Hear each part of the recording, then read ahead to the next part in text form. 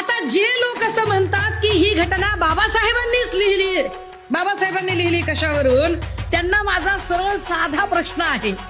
मग ते आमच्या शेठचे भक्त असतील, ते गल्ली बोळातले स्वयंघोषित व्हॉट्सअप युनिव्हर्सिटीतले विद्वान असतील, जे शेअर कॉपी आणि फॉरवर्ड बहादर लोक असतात, त्यांना एक साधा प्रश्न आहे की जर ही घटना बाबासाहेबांनी लिहिलेली नसेल तर दिल्लीच्या अशोका हॉलमध्ये, तिथे राष्ट्रपती सुद्धा आपल्या पदाची शपथ घेतात, त्या हॉलमध्ये जो फोटो लावलेला आहे तो फोटो बाबासाहेब घटना देत आहेत आणि बाकीचे सगळे घटना घेत आहेत. हा फोटो का लावला? बाबासाहेब एकटे घटना देत आहेत.